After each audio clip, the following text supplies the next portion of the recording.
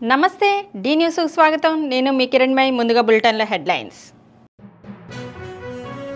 వాడి వేడిగా Ongole municipal corporation council సమావేశం కొన్ని అంశాలకు ఘాటుగా స్పందించిన MLA Damacharla Janardhan Rao P4 పథకంపై గిద్దలూరులో collector తమీం Ansaria ప్రత్యేక సమావేశం ఈ పథకం స్వచ్ఛందమే కానీ ఎవరిని బలవంతంగా చేర్పించేది లేదని స్పష్టం టంగుటూరు టోల్గేట్ వద్ద ఎన్ఫోర్స్మెంట్ అధికారులు తనిఖీలు విజయవాడ నుండి నెల్లూరు వెళుతున్న ఆర్టీసీ బస్ తనిఖీలో అక్రమంగా తరలిస్తున్న నగదు స్వాధీనం వ్యక్తి అరెస్ట్ క్యూఆర్ కోడ్తో ఉన్న స్మార్ట్ రేషన్ కార్డులను ఆగస్టు 25 నుంచి 31 తేదీ వరకు పేదలకు అందించనున్నట్లు రాష్ట్ర పౌర సరఫరాల శాఖ మంత్రి నాదెండ్ల మనోహర్ తెలిపారు. CM Chandrababu Naidu, deputy CM Pawan Kalyan ఈ కార్యక్రమాన్ని ప్రారంభిస్తున్నారని పేర్కొన్నారు. జిల్లా, నియోజకవర్గ స్థాయిలో మంత్రులు, ఎంపీలు, ఎమ్మెల్యేలు, ఎమ్మెల్సీలు ప్రారంభిస్తున్నారని చెప్పారు. రేషన్ కార్డులపై సీఎం సహా ఎవరి ఫోటోలు ఉండవని, రాష్ట్ర ప్రభుత్వ చిహ్నం, కుటుంబ సభ్యుల పేర్లు, ఫోటోలు మాత్రమే ఉంటాయని మంత్రి నాదెండ్ల మనోహర్ స్పష్టం చేశారు. కూటమి ప్రభుత్వం ఏర్పడిన తర్వాత రాష్ట్ర వ్యాప్తంగా పారదర్శకంగా జరిగే ప్రతి ప్రక్రియలో కూడా అందరినీ భాగస్వాములు చేయాలనే ఉద్దేశంతో ఈ రైస్ కార్డుల ప్రక్రియ ప్రారంభించడం జరిగింది. మీ అందరికీ తెలుసు, జాతీయ ఆహార భద్రతా చట్టం ప్రకారంగా కేంద్ర ప్రభుత్వం సహాయంతో ఈ కార్యక్రమాన్ని దిగ్విజయంగా రాష్ట్రంలో ముందు తీసుకెళ్తా ఉన్నాం. కేంద్ర ప్రభుత్వం 60% రైస్ కార్డులకి సహాయం అందిస్తుంటే రాష్ట్ర ప్రభుత్వం 40% పౌరులకి ఈ శాఖ ద్వారా మేము అందించగలుగుతున్నాం. ఎప్పుడైతే కొత్త రైస్ కార్డ్స్లో మార్పులు, చేర్పులు, చిరునామాలో చేర్పులు వీటికి అవకాశం కల్పించామో పెద్ద ఎత్తున రాష్ట్ర వ్యాప్తంగా మాకు అప్లికేషన్స్ వచ్చినాయి. 16,08,612 అప్లికేషన్స్ రాగా అందులో 15,32,758 అప్లికేషన్స్ని డిస్పోజ్ ఆఫ్ చేయడం జరిగింది. అంటే అనుకూలంగా డిస్పోజ్ ఆఫ్ చేయడం జరిగింది. కేవలం 4.72% మాత్రం తిరస్కరించడం జరిగింది. దీనివల్ల ఈ ప్రక్రియ ద్వారా కొత్తగా 9,87,644 మందికి రేషన్ కార్డులో వాళ్ళ పేర్లు నమోదు చేసుకునే అవకాశం కూటమి ప్రభుత్వం కల్పించింది.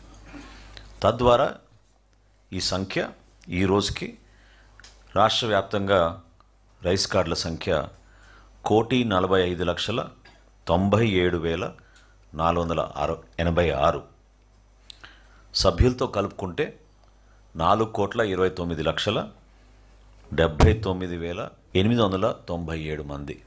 4,29,79,897 మందికి మనం ఈ ఆగస్టు 1వ తారీఖు నుంచి రేషన్ సర్వీసెస్ అందించబోతున్నాం. ఒంగోలు నగరపాలక సంస్థ మేయర్ గంగాడ సుజాత అధ్యక్షతన కౌన్సిల్ సాధారణ సమావేశం జరిగింది.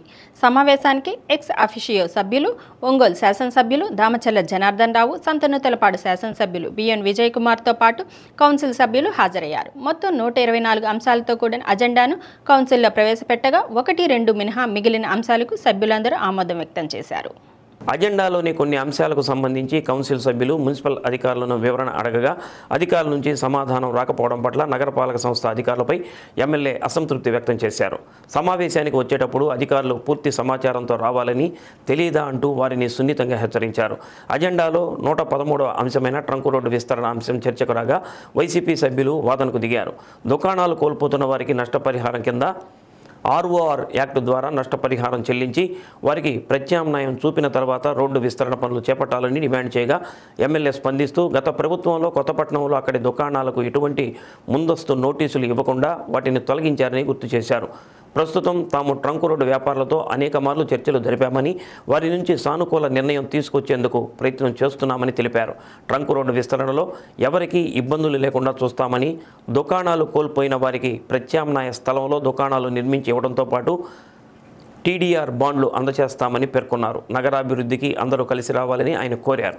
మహనీయుల విగ్రహాలను తొలగించవద్దంటూ కార్పొరేటర్ నీలంరాజు సరోజ కోరగా విగ్రహాలను తొలగించమని, వాటిని ట్రాఫిక్కు ఇబ్బంది లేని ప్రదేశంలో ఏర్పాటు చేస్తున్నట్లు ఎమ్మెల్యే బదులిచ్చారు. దినపత్రికలో వచ్చిన కథనానికి స్పందించిన ఆయన వాస్తవాలను తెలుసుకొని వార్తలను ప్రచురించాలని సూచించారు. కూటమి ప్రభుత్వంలో భాగస్వాములుగా ఉన్న తమకు తగిన గుర్తింపు ఇవ్వడంతో పాటు తమ డివిజన్లో సమస్యలను నగరపాలక సంస్థ అధికారులు పట్టించుకోవడం లేదంటూ జనసేన పార్టీకి చెందిన కార్పొరేటర్ మలగా రమేష్ కౌన్సిల్ సమావేశంలో అభ్యంతరం వ్యక్తం చేయగా దానిని ఎమ్మెల్యే దామచర్ల జనార్దన్ రావు ఖండించారు. ప్రభుత్వ ఆదేశాల అనుసారం జనసేన జిల్లా అధ్యక్షునితో ప్రభుత్వానికి చెందిన ప్రతి కార్యక్రమంపై చర్చించడం జరుగుతుందని అన్నారు. మీకు ఏమైనా సమస్య ఉంటే మీ జిల్లా అధ్యక్షుని వద్దకు వెళ్లి చర్చించుకోవాలని జనసేన కార్పొరేటర్లకు తెలిపారు. తమకు కూటమిలో ఉన్న టీడీపీ, బీజేపీ, జనసేన పార్టీలు ఒకటేనని, అందరినీ కలుపుకొని పనిచేయడమే లక్ష్యంగా ముందుకు నడుస్తున్నామని అన్నారు. పవన్ కళ్యాణ్ ఫ్లెక్సీలను తాము తొలగించామంటూ లేనిపోని ఆరోపణలు చేశారని, తమకు ఫ్లెక్సీలను తొలగించాల్సిన అవసరం లేదని జనసేన కార్పొరేటర్ సభ్యులకు ఘాటుగా బదులిచ్చారు. మున్సిపాలిటీ చేసిన తప్పిదాన్ని తాము చేసినట్లుగా వక్రీకరించారని, అటువంటి పనులు మానుకోవాలని హెచ్చరించారు. రాష్ట్ర ప్రభుత్వం ప్రతిష్టాత్మకంగా చేపట్టిన P4 విధానంలో కార్పొరేటర్లు భాగస్వాములు కావాలని ఎమ్మెల్యే దామచర్ల కోరారు. బిలో ప్రాపర్టీ కింద ఇప్పటికే 6,000 మందిని గుర్తించామని, మరో 5,000 మందిని గుర్తించే ప్రక్రియ జరుగుతుందని అన్నారు. వారికి అవసరమైన అన్ని పథకాలను అమలు చేసేలా కృషి చేస్తామని తెలిపారు. సమావేశంలో నగరపాలక సంస్థ కమిషనర్ వెంకటేశ్వరరావుతో పాటు మున్సిపల్ అధికారులు, కార్పొరేటర్లు, సిబ్బంది పాల్గొన్నారు.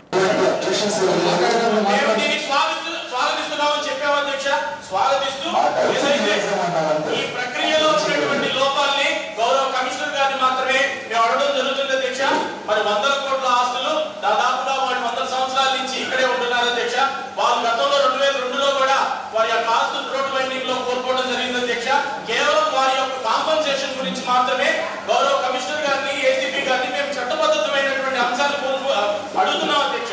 ఎందుకంటే డిస్ప్లేస్మెంట్ ఆఫ్ ఫ్యామిలీస్ కింద మీరు గుర్తించారా లేదా అనేటువంటి మాట అడుగుతున్నాం అధ్యక్ష. సారు 4 సార్లు మా వయసు ప్రభుత్వంతో వ్యాపారస్తులతో డిస్కస్ చేయడం జరిగింది. ఓపిక 3-4 గంటలు కూడా ఒక్కొక్క మాట్లాడడం జరిగింది. హడావుడిగా 10 కోట్ల హడావుడిగా కొన్ని గతంలో కొత్త బట్టలు బాగుంది, మనం ₹1 వాళ్ళకి నాగుడే వెళ్ళిపోయిందా కానీ సార్ ఎవరికేం కావాలని అడుగుతా 4 సార్లు మీటింగ్ పెట్టి ఏం కావాలని దాని మీద జరిగింది. నిన్న రాత్రి కూడా మీటింగ్ జరిగింది. 100 అడుగులు అయితే 120 మంది షాపులు పాకున్నాయి. సుమారు 90 అడుగులు అయితే 110 మంది, 80 అడుగులు 77 మంది అందజేయాలనుకుంటా అధ్యక్ష.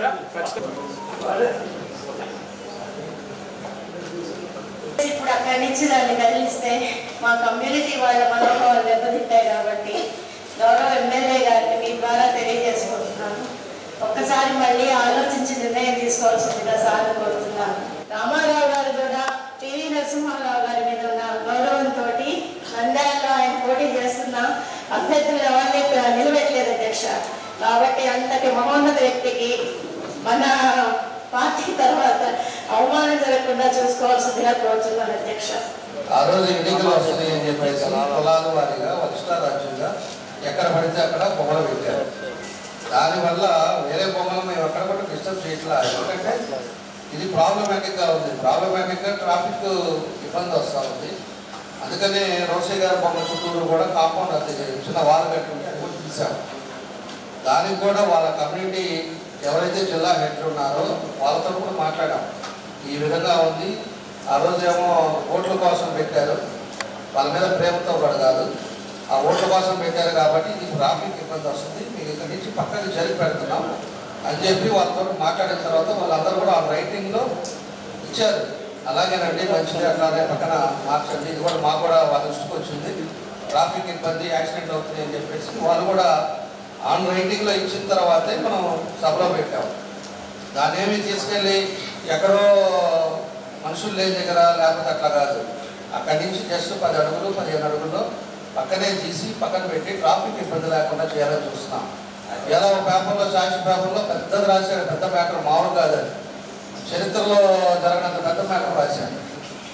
జనాలు ప్రాబ్లం ఉండేది ఏంటనేది రాయని వీళ్ళు ఎక్కడెక్కడ ఏం జరుగుతుంది ఇట్లాంటివి రాస్తుంటారు. పేపర్గా మీడియా అయినా కూడా మంచి పనులు మంచి దాంట్లో ఏది కావాలో చేసుకుంటా పోతే ప్రజలకు ఉపయోగాలు ఉంటాయి. నిన్న గతంలో ప్రదర్శన ఉన్నప్పుడు దాని మీద పోరాటం చేసి కోర్టు వెళ్ళి మన మున్సిపల్ ఆస్తి కోసం నేను కోర్టులోకి వెళ్ళి గెలుచుకుంటాను అధ్యక్ష. దాన్ని నిర్మించి ఆ చుట్టుపక్కల ప్రజలకు ఆహ్లాద వాతావరణం ఇద్దామని చేస్తున్న అధ్యక్ష. దాన్ని కూడా సహకరించే పరిస్థితి లేదు. కాబట్టి మా ఆలోచనలు తీసుకోవాలని ఈ ద్వారా మేము నిర్ణయించుకుంటున్నాం. కాబట్టి దయవుంచి మాకు ఒక ఆలోచన ఉంటుంది కాబట్టి అభివృద్ధిలో మమ్మల్ని కూడా పాల్గొంచుకోవాలని కోరుకుంటున్నాను అధ్యక్ష రంగరాజచంద్ర సంబంధించి ఎన్డీఏ గవర్నమెంట్లో జనసేన అధ్యక్షులు కానీ జనసేన కూటమితో ప్రతి ఒక్కరికి సంప్రదింపులు చేసిన తర్వాత జరుగుతున్నాయి. మనం ఏంటంటే ఇప్పుడు ఉండే నీటి ప్రకారంగా ఎక్కడ ఇబ్బందులు ఉన్నాయో దానికి ఫండ్స్ పెడుతున్నారు. దాన్ని అన్ని కూడా డిస్కస్ చేసుకుంటారు, వాళ్ళు మాట్లాడుతున్నారు. ఈరోజు జనసేన పార్టీలతో మనం ఏం మాట్లాడకుండా ఏదో చేయట్లా, జనసేన అధ్యక్షులతో మాట్లాడుతున్నాం. వాళ్ళంతా పార్టీ సభ్యులు ఉన్నారు, వాళ్ళందరితో సమన్వయం చేస్తున్నాం. అన్నీ చేసుకొని పైనుంచి వచ్చిన దాని ప్రకారమే మనం ముందుకెళ్తున్నాం. అంతేగాని మనకేదో వ్యక్తిగతంగా చేయాలో లేకపోతే అనుకోవటం అనేది కాదు. దీని పార్టీలు పోవడం ఇవన్నీ కాదు. ఇంకా కూడా చాలా చేయాల్సినవి, ఇబ్బందులు పడుతున్నాయి. రోడ్లు లేని, డ్రైన్ లేని, మురిక వర్షం పడితే ఇబ్బంది పడే పరిస్థితులు కూడా చాలా ప్లేసెస్లో ఉన్నాయి. నీటిగా ఉండేదానికి ఎక్కడ ఇంపార్టెంట్ ఉందో దాన్ని పట్టుకోండి. ఇప్పుడు అందులో ఫైనాన్షియల్గా ప్రాబ్లం ఉంది. గవర్నమెంట్లో ఆర్థిక ఇబ్బందులతో ఇబ్బంది పడుతున్నాం. అందుకే పీపీ మోడల్లో వెళ్ళమని చెప్పి కూడా ముఖ్యమంత్రి గారు చెప్పారు. ఎవరైనా పెట్టారంటే ప్రైవేట్ వాళ్ళ చేత పెట్టేయండి, ప్రాపర్టీ కొంత ఇంటని కూడా చెప్పారు. దానివల్ల ఇబ్బంది వస్తుంది. ఇదివరకులాగా డబ్బులుండి అన్నీ ఉండే పని అయితే అన్ని దగ్గర కూడా జరుగుతా పోతుంది. ఉండే వసతులను బట్టి చేసుకుంటూ వస్తున్నాం. దీన్ని పార్టీ అనో లేకపోతే అనుకుంటున్నా దాన్ని గతం చేసి భూతత్వంలో చూపించేది కాదు. ఎందుకంటే చిన్న ఇష్యూ మొన్న జరిగింది. ఏదో అంటే ఫ్లెక్సీ ఏదో తీశారంట అన్న సినిమా ఫ్లెక్సీ. నేను ఎప్పుడే కమిషనర్ గారు చేశా, మనం ఏమైనా ఫ్లెక్సీ జోలికి వెళ్ళారా, ఏమైనా జరిగిందా ఏంది అని అంటే అక్కడ చర్చ్ సెంటర్లో 2 అడ్డం ఉన్నాయని చెప్పేసి తీపిచ్చాను సార్ అన్నాడు.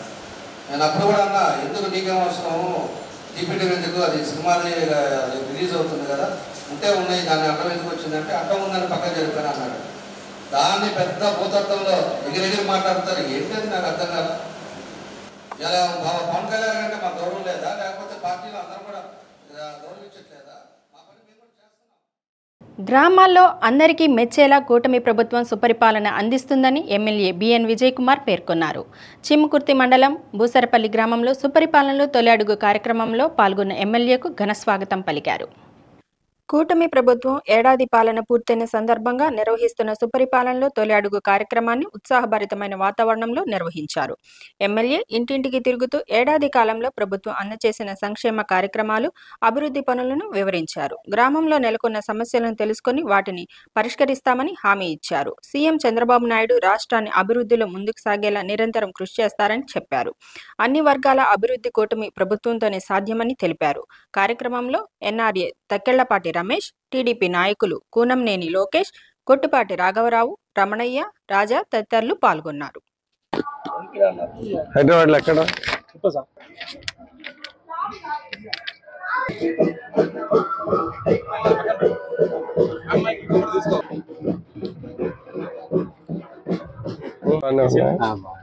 ఏం వస్తున్నాయి, ఏం రావటం లేదు. సరే చెప్పింది. పెన్షన్ వస్తుందా?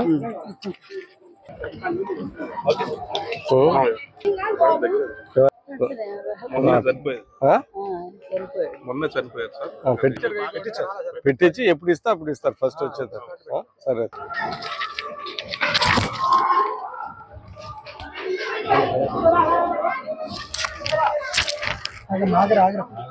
పడిందా పర్లేదా?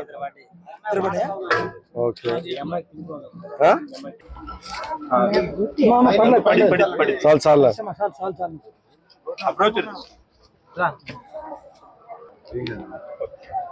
గ్యాస్ వస్తుందా? గ్యాస్ డబ్బులు ఇన్స్టాల్మెంట్ ఒకటాన్ని పడిందా? 2,50,000 నేనే కట్టించానా? సరే ఓకే, సంతోషం. అయితే ఇంకేంటిది అంటే ఇప్పుడు కట్టేసిన తర్వాత కొద్ది ఇబ్బంది అవుతుందేమో, చూద్దాం. ఏమాత్రం ఒకటే బడికి వెళ్ళి ఇంకా మీతో ఏం చేయాలా, వాళ్ళు ఏమన్నా గాడిదలు కాసుకోవాలన్నా లేకపోతే ఊర్లో ఎమ్మటి తిరగాలన్నా, ఇంట్లో ఒకే ఇంట్లోనే ముగ్గురు ఉన్నా కానీ నలుగురు ఉన్నా అర్హులైన ప్రతి ఒక్కరికి ఇస్తామని చెప్పాం. ఈరోజు ఎంత ఆర్థిక ఇబ్బందులు ఉన్నా కానీ చదువు అనేది చాలా ముఖ్యమైన ఉద్దేశంతో ఈరోజు మనము తల్లికి వందనం అందరికి ఇస్తున్నాం. కొంతమందికి అక్కడక్కడ పడలేదన్నారు, అది కూడా మేము కనుక్కుంటే ప్రాసెస్ లో ఉన్నది. నన్ను ఎమ్మెల్యేగా కూడా అభివృద్ధి సంక్షేమం కూడా బాగానే చేస్తారనే ఉద్దేశంతో మీరు కూడా బ్రహ్మాండమైన మెజారిటీ చంద్రబాబు నాయుడు గారికి 164 సీట్లు, మాకు కూడా 30,000 మెజారిటీ ఇచ్చినందుకు ప్రతి ఒక్కరికి హృదయపూర్వక ధన్యవాదాలు. రాష్ట్రంలో పేదరికం లేని సమాజమే లక్ష్యంగా రాష్ట్ర ప్రభుత్వం P4 కార్యక్రమానికి శ్రీకారం చుట్టడం జరిగిందని కలెక్టర్ తమీం అన్సారియా పేర్కొన్నారు. P4 కార్యక్రమంపై అధికారులకు, గ్రామ సచివాలయ సిబ్బందికి, మార్గదర్శకులకు అవగాహన కల్పించేందుకు గిద్దలూరులోని సీతారామ కళ్యాణ మండపంలో అవగాహన సదస్సు నిర్వహించారు. ఇప్పటి వరకు 34,000 బంగారు కుటుంబాలను దత్తత తీసుకోవడం జరిగిందన్నారు. P4 పథకం పూర్తిగా వాలంటరీ, స్వచ్ఛందమే కానీ ఎవరిని బలవంతంగా ఇందులో చేర్చడం లేదని కలెక్టర్ స్పష్టం చేశారు. కూటమి ప్రభుత్వం ఏర్పడిన తర్వాత కేంద్ర ప్రభుత్వ సహకారంతో రాష్ట్ర ప్రభుత్వం అన్ని వర్గాల సంక్షేమం కోసం కృషి చేస్తుందని ఎమ్మెల్యే ముత్తుమ్మల అశోక్ కుమార్ రెడ్డి తెలిపారు. కార్యక్రమంలో ZP CEO Chiranjeevi, municipal chairman Venkata Subbaiah, market yard chairman Balaiah, DWMA PD Joseph Kumar, SDC Sitaramareddy, ICDS PD Suvarna తదితరులు పాల్గొన్నారు. అనంతరం కలెక్టర్ ఎమ్మెల్యే మీడియాతో మాట్లాడారు. మన జిల్లాలో ఇప్పటిదాకా అవుట్ ఆఫ్ 74,911 బంగారు కుటుంబాలకు గాను 34,000 ఫ్యామిలీస్ని అడాప్షన్కి ఇవ్వడం జరిగింది. దాదాపు ఒక 5,000 మార్గదర్శిస్ని మొబిలైజ్ చేయడం జరిగింది. గిద్దలూరు కాన్స్టిట్యున్సీ చూస్తే ఇక్కడ ఒక 10,000 బంగారు కుటుంబాలు దాదాపు ఉన్నారు. సో దాంట్లో ఇప్పటికే 50% అడాప్షన్కి ఇవ్వడం జరిగింది. రిమైనింగ్ 50% ఫ్యామిలీస్ ఉన్నాయి. వాటి అన్నింటినీ కూడా మార్గదర్శిస్ని ఐడెంటిఫై చేసి మొబిలైజ్ చేసి వారికి అడాప్షన్కి ఇవ్వడానికి ప్రయత్నం చేస్తున్నాము. ఈ మార్గదర్శిస్ని మోటివేట్ చేస్తున్నాము. వారికి అడాప్షన్కి ముందుకు వస్తున్నారు. సో ఏ సిబ్బంది పైన కూడా ఆర్ ఎవరి మీద కూడా ఇది కంపల్సరీ ఏం లేదు. పూర్తిగా ఇది వాలంటరీ ప్రోగ్రామ్స్. సో ఇది ఈ పాయింట్ కూడా అందరికీ కూడా క్లియర్గా చెప్పడం జరిగింది. అందరు ఎంప్లాయీస్ అదేవిధంగా ప్రజలు కూడా ఈ ప్రోగ్రామ్స్ గురించి ఎక్కువ ఒక అవగాహన రావడానికి కాన్స్టిట్యున్సీ వైస్ మీటింగ్ ఏర్పాటు చేసి అదేవిధంగా మండల్ లెవెల్ మీటింగ్ పెట్టి కూడా చెప్పడం జరుగుతున్నది. ఆగస్ట్ 15 లోపల మనకు ఏదైతే మనం ఐడెంటిఫై చేసి ఉన్న బంగారు కుటుంబాలందరినీ కూడా అడాప్షన్కి ఇవ్వడానికి ప్రయత్నం చేస్తాం. ఖచ్చితంగా ఈ ప్రాంతంలో అట్టడుగు వర్గాల్లో ఉన్నటువంటి వ్యక్తులకి ఒకవైపు వారికి సహాయాన్ని అందించడము, సలహాలు అందించడము, ప్రభుత్వ విధానం ఏదైతే ముఖ్యమంత్రి గారి ఆలోచనకు అనుగుణంగా మేము తీసుకెళ్తామని తెలియజేస్తూ రాబో రోజులలో జిల్లాలో ఏదైతే ఒక ఐడెంటిఫై చేశారో మా నియోజకవర్గంలో 10,874 కుటుంబాలని బంగారు కుటుంబాలని ఐడెంటిఫై చేశారు. నేను ఈ విధమైనటువంటి విధానాన్ని నేను తీసుకున్నాను. మీరు కూడా కొన్ని కుటుంబాలను అడాప్షన్ తీసుకోవాలని చెప్పిన మీదట వారు నాతో చెప్పినటువంటి విషయం బెస్తవారిపేట మండలంలో ఉన్నటువంటి ఎన్ని కుటుంబాలు అయితే ఉన్నో వాటన్నిటిని నేను దత్తతకు తీసుకుంటాను వారు చెప్పడం నిజంగా ఈ సందర్భంగా నేను గిద్దలూరు నియోజకవర్గ ఎమ్మెల్యేగానే కాకుండా మా నియోజకవర్గ ప్రజల తరపున కూడా వారికి కృతజ్ఞతలు, అభినందనలు తెలియజేస్తా ఉన్నాను. విజయవాడ నుంచి నెల్లూరు వెళ్తున్న ఆర్టీసీ బస్సును టంగుటూరు టోల్గేట్ వద్ద ఎన్ఫోర్స్మెంట్ అధికారులు తనిఖీలు నిర్వహించారు.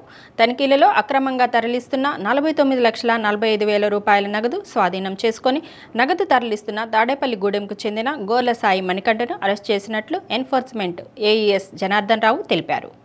ఎన్ఫోర్స్మెంట్ ఏసీ సూచనల మేరకు ఈ తనిఖీలు నిర్వహించామన్నారు. టంగుటూరు టోల్గేట్ వద్ద ఆర్టీసీ సూపర్ లగ్జరీ బస్సులు తనిఖీలు నిర్వహించగా అక్రమ నగదు రవాణా బయటపడిందన్నారు. సంఘటనా స్థలంలోని మధ్యవర్తుల సమక్షంలో నగదు, వ్యక్తిని అదుపులోకి తీసుకుని టంగుటూరు పోలీస్ స్టేషన్లో అప్పగించినట్లు తెలిపారు. తనిఖీల్లో ఎన్ఫోర్స్మెంట్ అధికారులు CSR Naraharirao, S Ramarao, SI P Rajendra Prasad, సిబ్బంది జయసూర్య, కొండలరావు, నాగరాజు తదితరులు పాల్గొన్నారు.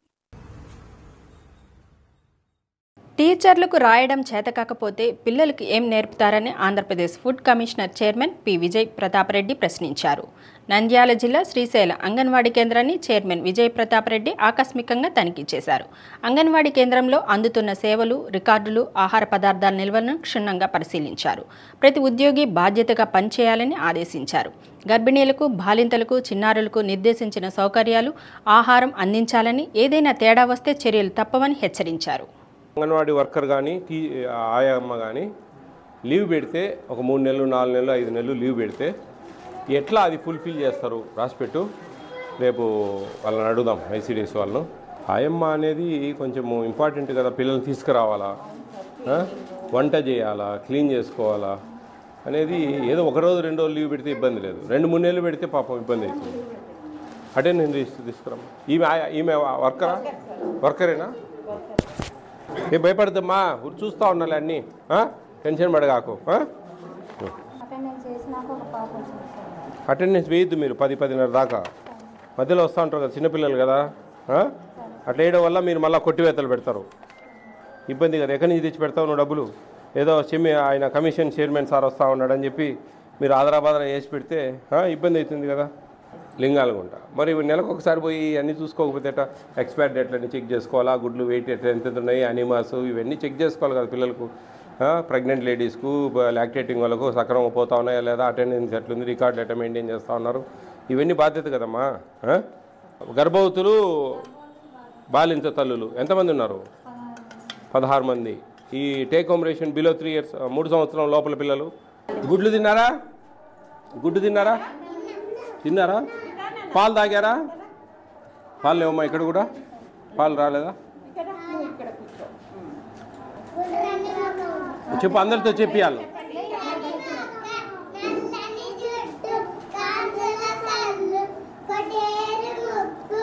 అప్డేట్ చేయలేదా? ఎవరు వాళ్ళ పిల్లలు రావాలా? ఆమె చేయలేదు. పిల్లల జీవితాలు నాశనం అవుతాయండి. ఎప్పుడు జాయిన్ అయినారు ఏందనేది కాదు. వాళ్ళు అటెండెన్స్ రిజిస్టర్ రాయలేరు, అబ్స్ట్రాక్ట్ రాయలేరు, స్టాక్ రిజిస్టర్ రాయలేరు. ఇటోళ్ళని పెడితే పిల్లల జీవితాలు నాశనం అవుతాయి. వాళ్ళని నాశనం చేయాలంటే ఇటోళ్ళని పెట్టాలి.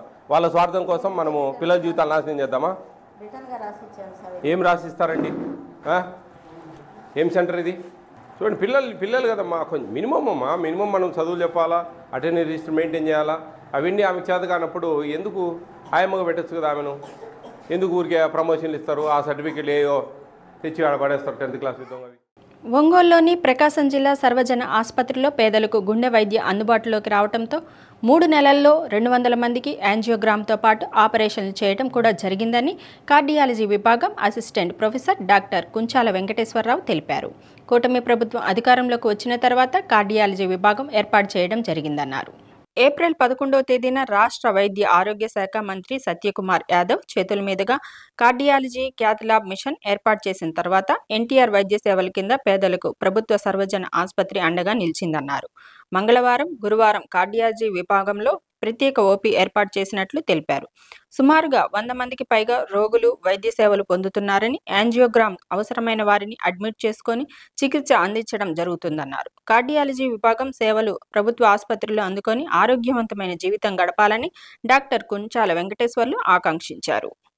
మన ప్రభుత్వ హయాంలో ఏప్రిల్ నెలలో 2025న ప్రారంభించినటువంటి గుండెకు సంబంధించినటువంటి శస్త్రచికిత్స విభాగము క్యాథ్ ల్యాబ్ థియేటర్ని మన గవర్నమెంట్ హాస్పిటల్లో మన ప్రకాశం జిల్లా ప్రజలకు అందుబాటులో ఉంచాము.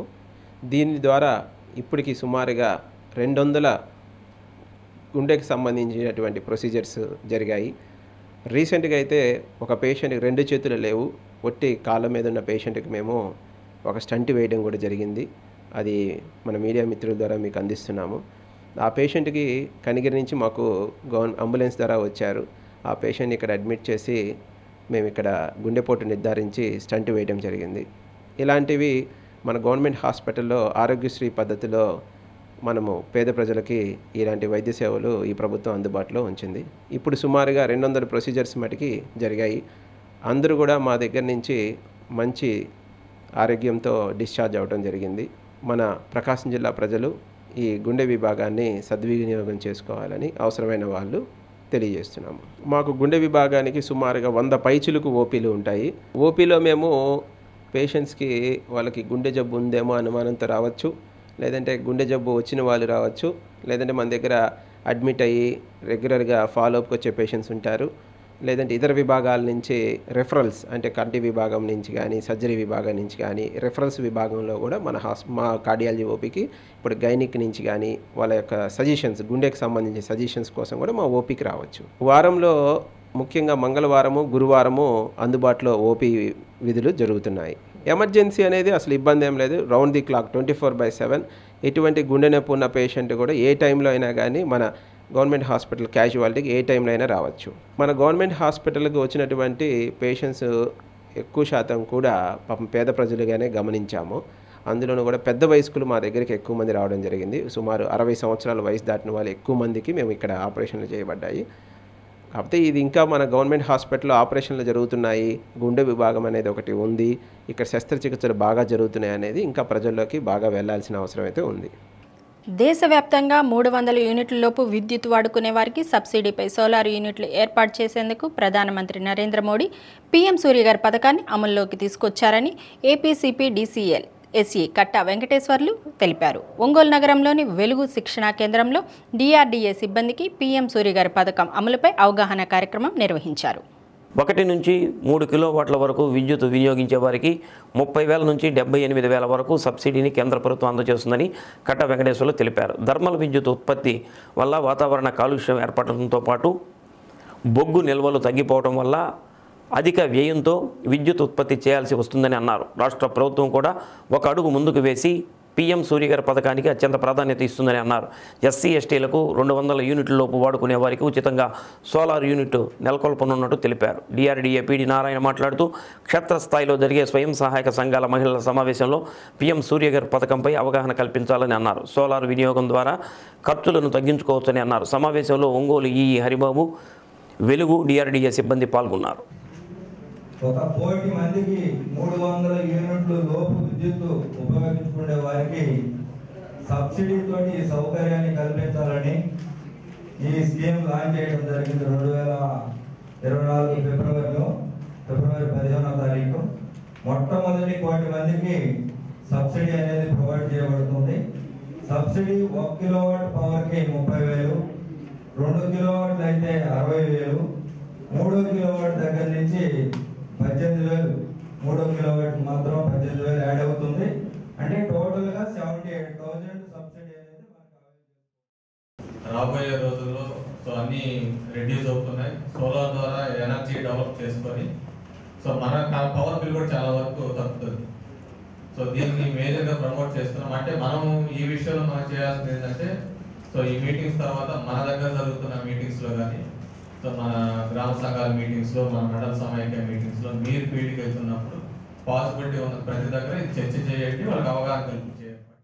స్వయం సహాయక సంఘాల్లోని సభ్యుల వారు బ్యాంకులకు ఇతర రుణాలకు చెల్లించాల్సిన నిధులను లీడర్లు, వివోఏలకు ఇచ్చినప్పుడు సక్రమంగా చెల్లించకుండా నిధుల దుర్వినియోగానికి పాల్పడితే అటువంటి వారిపై చర్యలు తీసుకుంటామని డిఆర్డీఏ పీడీ పి నారాయణ తెలిపారు.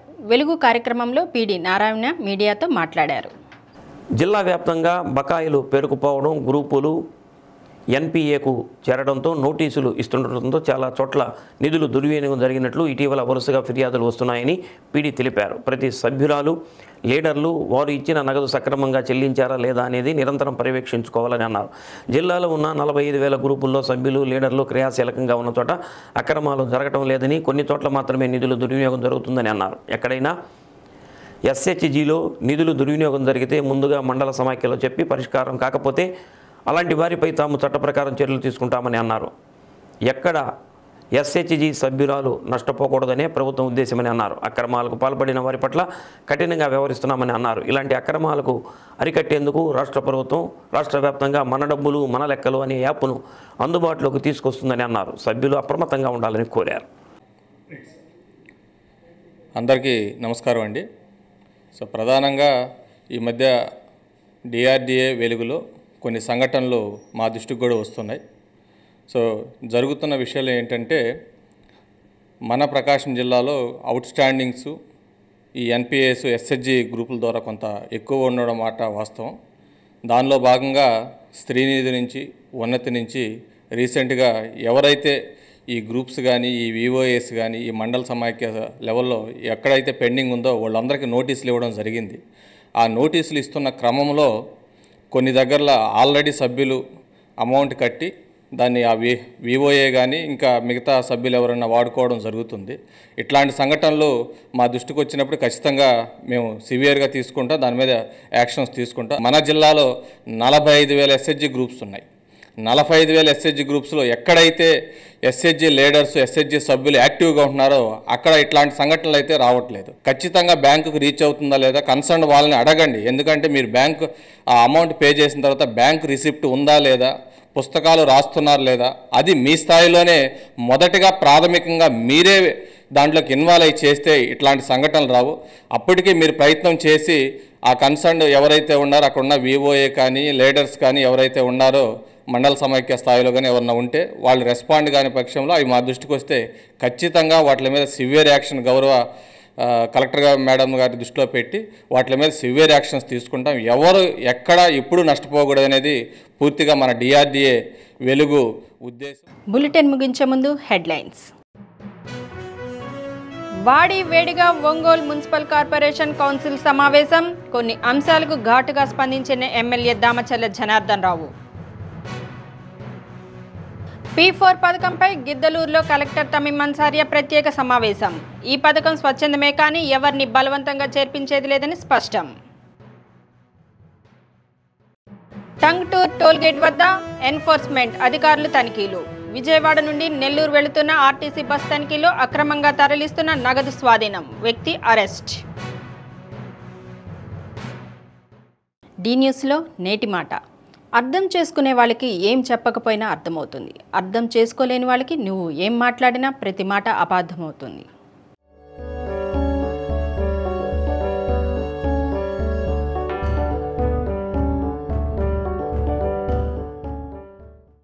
డి న్యూస్ ఇంతటితో సమాప్తం. నిరంతరం చూస్తూ ఉండండి డి న్యూస్.